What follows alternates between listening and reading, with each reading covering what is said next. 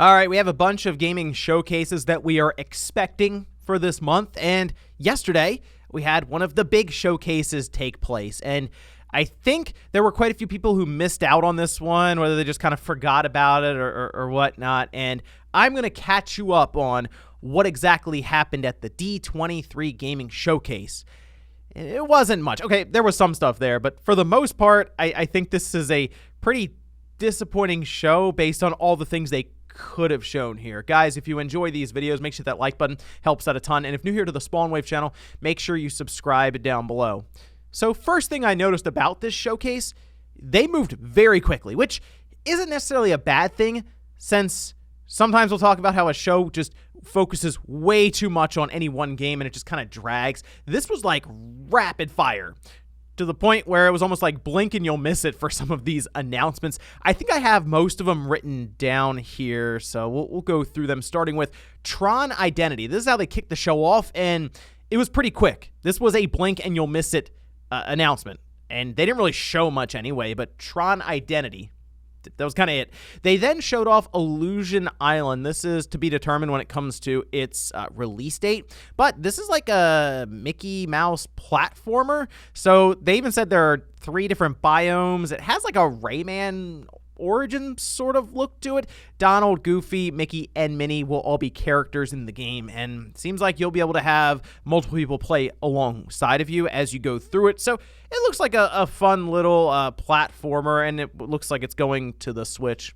They showed off Marvel Midnight Suns. It was a gameplay trailer. Still card-based. That was something people were wondering if they may back away from that a bit after this other delay. No, that was like the first thing they showed. And they also talked about some prequel shorts that are going to lead up to the launch of the game, just to get people caught up on the story and the lore that they're tackling here. They then showed off Marvel Strike Force. It's a mobile game. This is a common theme here, because after Marvel Strike Force, they then went into Marvel Snap, which is a card-based mobile game. That one will be up for download October 18th. That seems to have some popularity behind it. This isn't the first time I've heard of Marvel Snap, and it seems like they've been running in like a beta period so far, where you sign up and you can get access to the game, but seems like it's going into its full launch October 18th. Aliens Dark Descent was shown in more of a commercial setting. They didn't really have any new information. They were just like, hey, remember Aliens Dark Descent? And that was kind of it. They did the same thing with Avatar Frontiers of Pandora. I thought they were going to show this game, but they basically just reminded us that it is still happening. And they said it's going to next-gen consoles, so I'm excited for that when it releases on the PlayStation 6. Then they showed off Lego Star Wars Skywalker Saga, which they mentioned has sold extremely well. They have new characters going to the game, which appear like they're going to be sold as like character pack DLC. And then they also talked about a new Galactic Edition that's going to be for sale this holiday. So they're already selling, like, I guess, a complete collection of it. They then showed off Return to Monkey Island as, like, again, a commercial setting. That is September 19th. So in a couple of weeks now, that will be available. Then they showed probably, I guess, one of the 2 big announcements that I was like, oh, that looks pretty cool. Gargoyles Remastered. Very random, by the way. This is like on the 16-bit era. And they showed it for about 5 seconds, and then that's moved along. This is a game that I wanted to see more about. Like, they've done this with some of their classic games. Aladdin. They did it with Aladdin, Lion King, I think Jungle Book, and now they're doing Gargoyles. That is really cool. I'm on board with Gargoyles Remastered.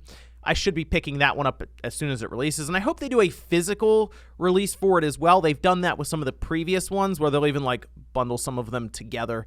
They showed off Mirrorverse. It's a mobile game from what I can tell, because they showed the iOS and the App Store for Android and all this at the end of it. It was kind of a CG trailer, and that was sort of all they did. They did Disney Speedstorm. I feel like we've seen that game before. That's on PC and console. Then Disney Dreamlight Valley. That's already out. Like, it's even on like Game Pass, and they have like a Founders Pack, but it's a free-to-play game with microtransactions, all this. Then they showed off Avatar Reckoning. They had me at first, because they were like, hey, Avatar? It's like, all right. And then it's an MMORPG. I'm like, okay. Shooter on mobile. I'm like, oh, They were stringing me along, and then they showed it off, and it's like a third-person shooter-style game that, yeah, looks like it would be on mobile phones, just kind of based on the presentation of it. Then they showed off the other big announcement that is exciting stuff, because this is from Amy Hennig's studio, Skydance New Media. It's Captain America, Black Panther, World War II. This leaked out a bit, I think last week, and people were like, oh, is that really what they're going to do? Yeah, they showed it off here in, once again, a pretty, like vague trailer. I mean, they gave us the catchphrase at the end, 4 heroes, 2 worlds, 1 war. So this is certainly a lot different than I was expecting. I think most of us were expecting. Obviously, when that leak came out, we kind of went into this with some thoughts around what could be here. But before that leak, we were thinking like Fantastic Four or just any basic intellectual property they pull from the Marvel Universe. This is different, and it's unique. Yeah, I'm curious what kind of story they're going to tell here with Captain America and Black Panther, seemingly in World War II. And then they talked about World of Heroes. It's from Niantic. It's a mobile game, 2023. That was their closeout, by the way. And I know this is their first real gaming showcase, and clearly they were leaning heavily into the mobile games sector with this presentation, where it felt like half of the games that were revealed were mobile games. I mean, I'm looking right off the bat here at the list with Marvel Strike Force, Marvel Snap, Mirrorverse, and then Avatar Reckoning, World of Heroes. So yeah, I think so. I feel like if they flipped it around and did the Skydance New Media game as the closeout, that would have at least been a bit better. Now, World of Heroes with Niantic, I assume this is going to be kind of an augmented reality game where you'll be traveling around to different parts in the actual world, and you'll interact with other people and different events, similar to like Pokemon Go, but in this case, you would be your own hero, and I assume get different abilities, power-ups, experience, all of that. That actually sounds like it could be kind of cool, but again, it's mobile games for an audience that is probably showing up for things like, I don't know, Kingdom Hearts 4 or Spider-Man 2 or Indiana Jones, right? For, consoles and PC and all of this. So, yeah, it was an odd thing to see all of that mixed in together. Not that, I mean, mobile games are popular. I get it. It makes a lot of money, but it seems like they could have done a mobile game presentation and then something just for consoles and PC. Now, they did have a sizzle reel at the end, and that's where all of the games that I think people were predicting and tuning in for were. They showed off Spider-Man 2, Jedi Survivor, Kingdom Hearts 4, Wolverine, and it was all there in like this 30 to 40 second teaser that was just reeling through these different games. So yeah, an odd way even to close it out, basically like, look at all these cool games that we have that we didn't show here today. And I mean, Spider-Man 2, I think that's something that Sony will be handling. Like, they will show it off. I don't think they're like, oh yeah, you guys, yeah, go ahead. You can show it off at D23 Gaming next to Avatar Reckoning or Marvel Snap, no problem.